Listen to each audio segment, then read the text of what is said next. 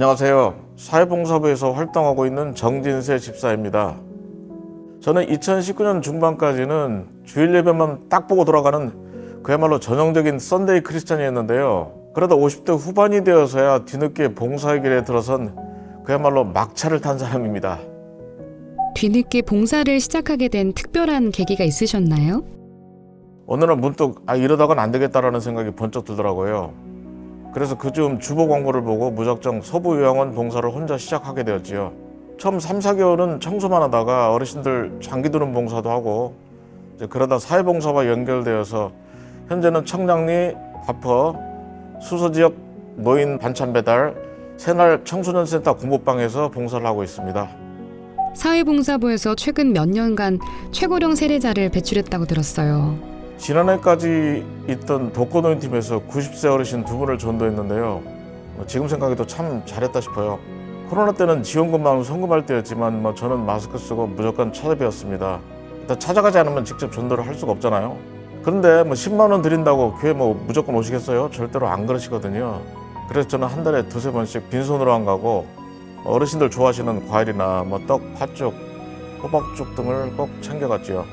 특히 명절에는 꼭 찾아뵈었는데 집에서 아내가 부친 전이랑 잡채 등 이런 걸 팩에 싸갖고 들고 가면 어르신들이 굉장히 좋아하시더라고요. 말동무도 해드리고 필요하면 간단한 청소도 해드리고 어느 날 어르신이 너무 고맙다며 제 손을 꽉 붙잡으시길래 기운이 있다다 싶어 할머니 손을 꽉 맞잡고 말씀드렸어요. 어르신 저 믿고 우리 교회 한번 나가보시지 않으실래요? 그랬더니 저를 한참 보시더니 자기는 평생 불교 신자인데 그래도 괜찮겠냐고 하시기에 그냥 편하게 저랑 같이 가서 일단 한번 예배 드려보자고 모셔왔지요.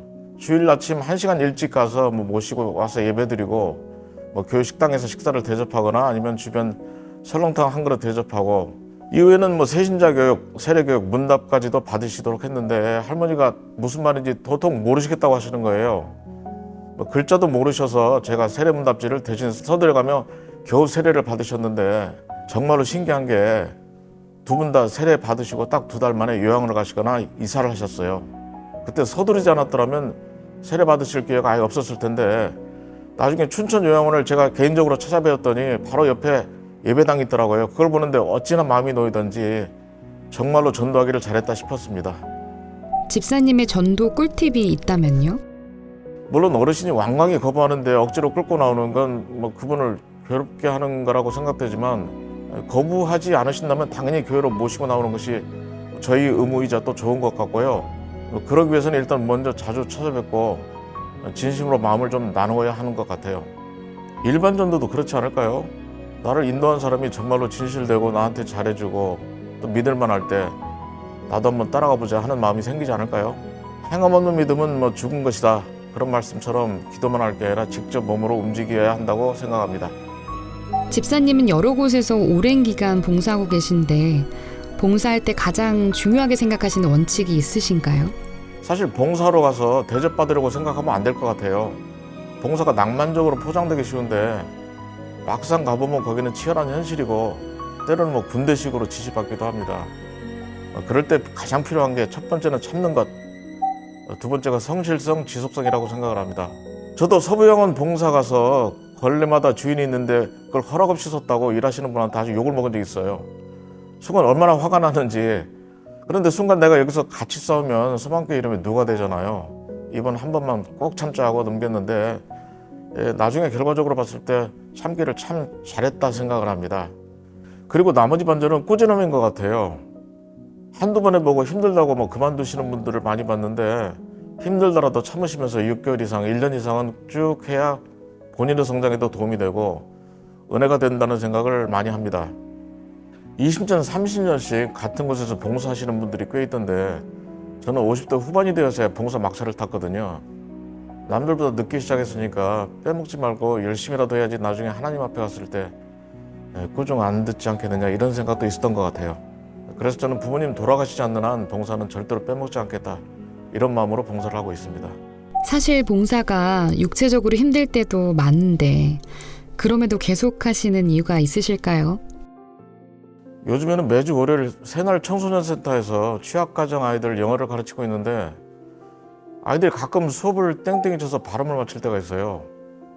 그러는 경우는 저는 한 30분 정도 기다렸다가 그냥 혼자 오기도 합니다만 그래도 저는 한 번도 수업을 빼먹은 적이 없습니다. 선생님이 같이 땡땡이 쳐버리면 그 수업은 아예 없어져 버리는 경우가 많거든요.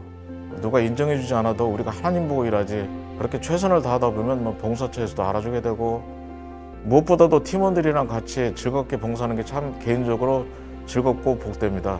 우리 팀원들이 봉사가 즐겁다고 말할 때 저는 많이 기쁘고 제가 오히려 은혜를 더 많이 받습니다. 집사님의 변화에 가족분들도 기뻐하실 것 같아요. 아내도 원래는 저 따라서 예배만 참석하던 전형적 선데이 크리스천이었거든요. 근데 봉사를 같이 하고 나서 용남 선교 활동도 부지런히 하니까 아내도 작년에 청소년 팀에서 6개월간 역사교육 봉사를 했어요. 부부가 같이 교회 안에서 교제하고 좋은 일 하러 다니니까 집사람도 지금은 교회 생활 아주 즐겁게 잘하고 있습니다. 마지막으로 집사님에게 하나님은 어떤 분이신가요? 예전에는 예배만 드리고 설교 듣는 동안만 그러려니 하던 무감동 선데이 크리스천이었거든요.